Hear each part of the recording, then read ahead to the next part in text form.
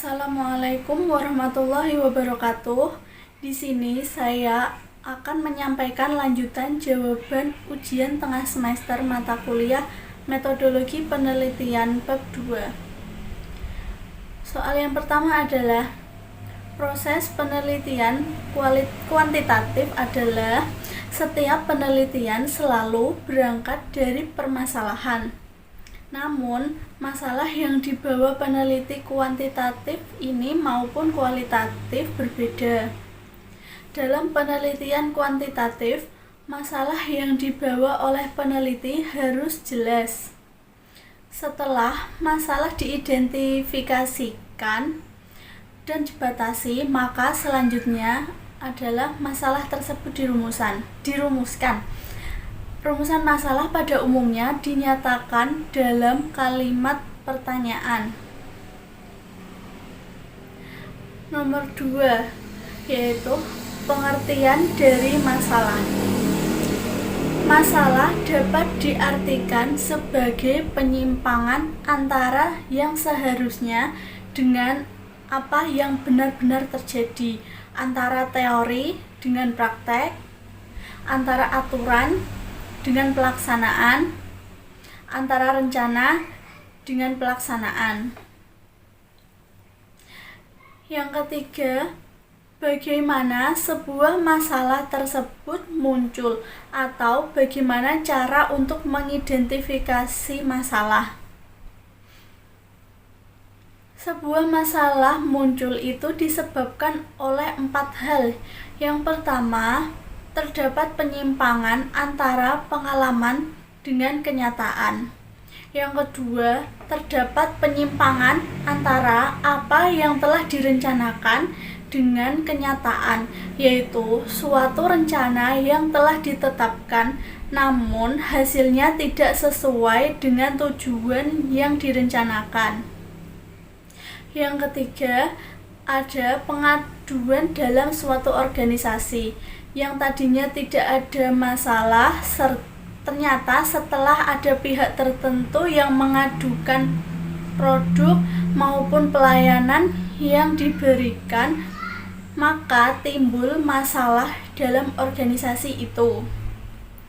Yang keempat, adanya kompetisi dengan banyaknya persaingan atau kompetisi sering dapat menimbulkan masalah besar bila tidak dapat memanfaatkan untuk kerjasama. Nomor 4, perbedaan antara masalah dengan perumusan masalah.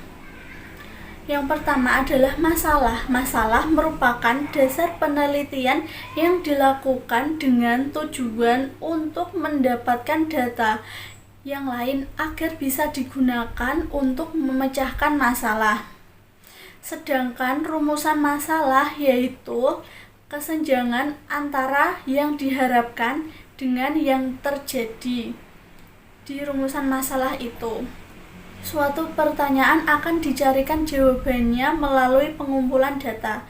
Namun demikian, keduanya terdapat kaitan yang erat antara masalah dengan rumusan masalah. Karena setiap rumusan masalah penelitian harus didasarkan pada masalah. Yang kelima, yaitu bentuk-bentuk rumusan masalah penelitian.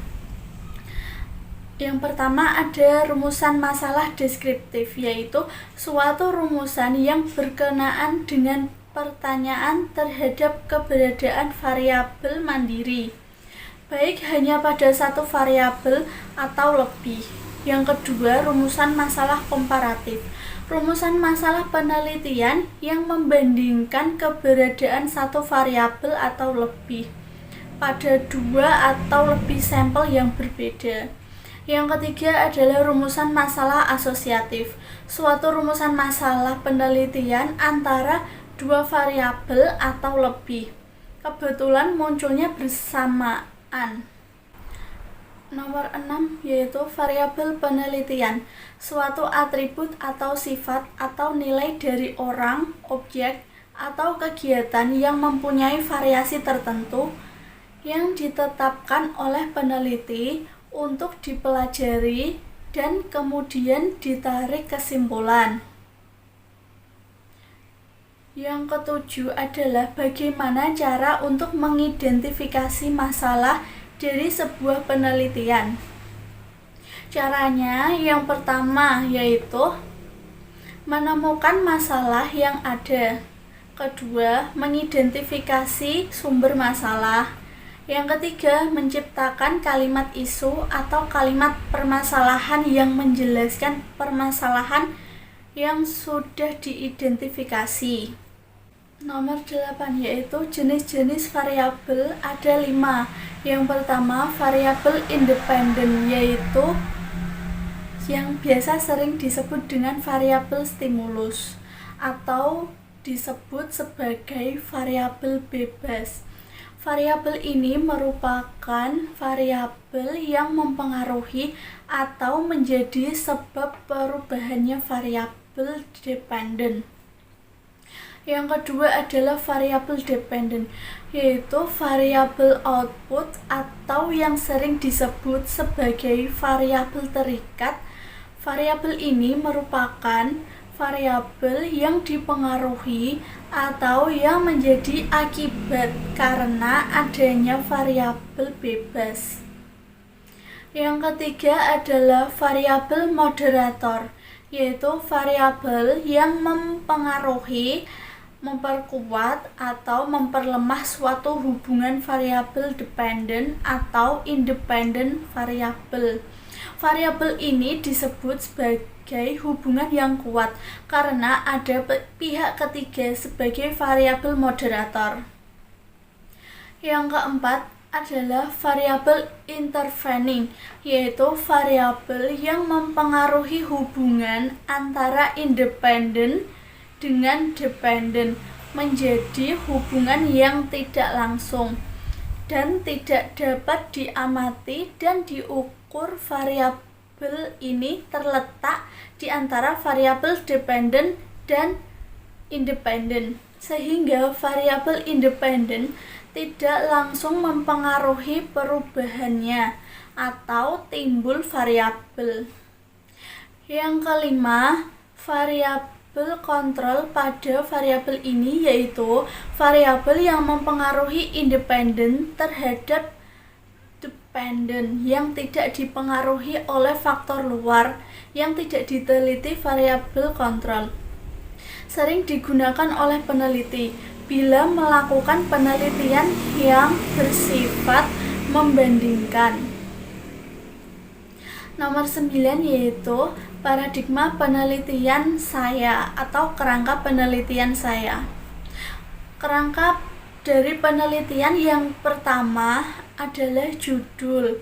Yang kedua, menentukan variabel bebas dan terikat, memilih objek untuk penelitian, membuat latar belakang dari penelitian, mencari permasalahan dari variabel-variabel yang akan diteliti, melakukan analisis, dan membuat pertanyaan yang akan ditanyakan kepada objek oleh peneliti.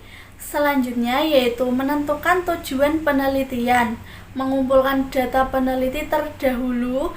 Selanjutnya yaitu mengembangkan hipotesis, kemudian menentukan populasi dan teknik sampling.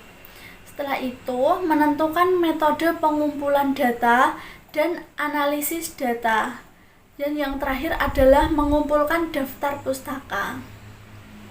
Nomor 10 yaitu variabel penelitian yang saya gunakan dalam usulan penelitian saya yang akan datang, yaitu variabel Y-nya yaitu keputusan berkunjung, variabel X-nya yaitu citra destinasi, electronic word of mouth, dan motivasi wisatawan.